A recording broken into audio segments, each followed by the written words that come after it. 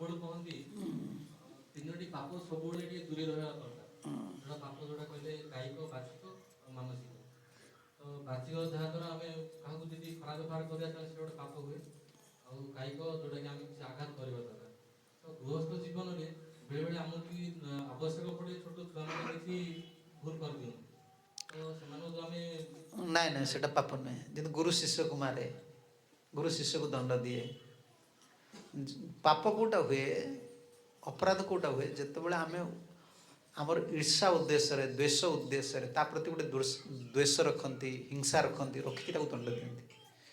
ଯେଉଁଠି ମଙ୍ଗଳ ଉଦ୍ଦେଶ୍ୟରେ କରାଯାଏ ସେଟା ଯେମିତି ଗୁରୁ ଶିଶୁକୁ ଗାଳି ଦେଉଛି ତାର ମଙ୍ଗଳ ଉଦ୍ଦେଶ୍ୟ ରଖି, ମା ପୁଅକୁ ଚାପଟ ପକାଉଛି, ବାପା ପୁଅକୁ ମାରୁଛି, ସେ ତା ଭବିଷ୍ୟତକୁ ଚିନ୍ତା କରିକି, ସେଟା ଅପରାଧ ନୁହେଁ କି ଏଟା ପାପ ବି ନୁହେଁ, ସେଟା ପାପ ଧରା ହେବନି। ବେଳେବେଳେ ମୁଁ ସହଧର୍ମୀକୁ ମଧ୍ୟ ମୁଁ ବେଳେବେଳେ ଟିକେ କଟୁ ବାକ୍ୟ ବ୍ୟବହାର କରିଦିଏ। ହଁ ଭୁଲ ମୋର ଥାଏ କିନ୍ତୁ ସେଟା ତା ଯୋଉ ମନରେ କଷ୍ଟ ହୁଏ ସେଟା କଣ ମୁଁ ପାପ ନା, ସେଥିପାଇଁ ଆମର ସେଟା ପାପ ନୁହେଁ, ସେଟା ସ୍ୱାମୀର ଅଧିକାର ଅଛି କହିବା ପାଇଁ। କିନ୍ତୁ ଆମର ବୈବାହିକ ଜୀବନ ହେଉ ବା ପରମାର୍ଥ ଜୀବନରେ ହେଉ, ଆମେ ସବୁବେଳେ ଚେଷ୍ଟା କରିବା ଯେ ମୋର କଥାଟା ଯେମିତି ତାକୁ, ବର୍ତ୍ତମାନ ତୁମେ ବୈଷ୍ଣବ ହେଇଗଲ ନା, ତୁମ ପାଇଁ ଅଲଗା ନିୟମ ହେବ।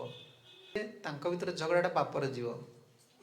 ତୁମେ ବର୍ତ୍ତମାନ ଯେତେବେଳେ ବୈଷ୍ଣବ ହେଇଗଲ, ତୁମେ ଯଦି କୌଣସି ଅଯୁକ୍ତିକର ବା ବହୁତ ଦୁଃଖ କଥା କହିଲ, ସେ ଦିନମାନ ଭଜନ କରିପାରିବନି, ତାର ବୈଷ୍ଣବ ଅପରାଧରେ ଲାଗିଯିବ।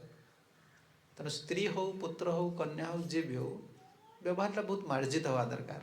ଅନ୍ୟକୁ ଯେମିତି ବେଶୀ ଦୁଃଖ ନା, ଯଦି ଜାଣିପାରୁଛ ଦୁଃଖ ଅଛି ବୋଲି ତାକୁ ଭୁଲ ମାଗିଦେବା ଦରକାର। ଠିକ୍ ଅଛି, ମୁଁ ଗୋଟେ ଜୋର କରି କହିଦେଲି, ତୁମେ କିଛି ଭାବିବନି। କାହିଁକି ଆମେ ଅନ୍ୟକୁ ଦୁଃଖ ଦେଇକି କେବେ ସୁଖରେ ରହିପାରିବାନି।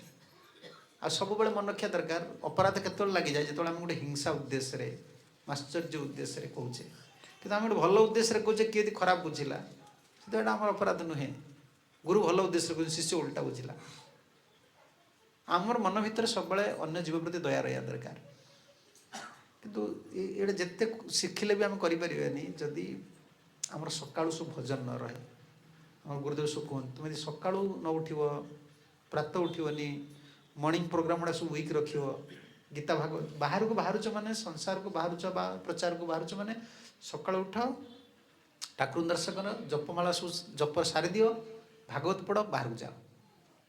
ତାହେଲେ ଭଗବାନ ଆମର ବାକ୍ୟକୁ ସବୁ ସଂଯମ କରେ, ଅଟକେଇ ଦେବେ। ଆମେ ଗୋଟେ ରାଗୁଥିବା ଦେଖି, ତୁମେ ବେଳେବେଳେ ଇଚ୍ଛା ତ ବାଡ଼େଇ ପକେଇବି, ପୁଣି ତ ନିଜେ କିଏ କଣ୍ଟ୍ରୋଲ କରୁଛି କିଏ?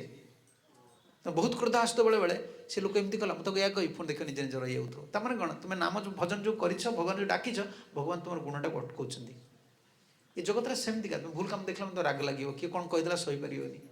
ସେଥିପାଇଁ ଆଗେ ସତ୍ୱଗୁଣଟାକୁ ବୃଦ୍ଧି କର ହରିନାମ କରିକି। ତେଣୁ ସକାଳୁ ସକାଳୁ ଜପଟା ସବୁ ବେଷ୍ଟ।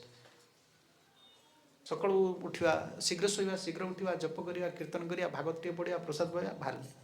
ତାହେଲେ ଯାହା ଅଲଗା ସବୁ ଜିନିଷଟା ଭଗବାନ ଆମକୁ ଚେକ୍ କରିବେ, ନହେଲେ ପାରିବାନି। ଗୁଣ ଚାଲିଲେ ତୁମେ କରିଦେବ ସେଇଟା, ଆଉ ହେଲା ନା।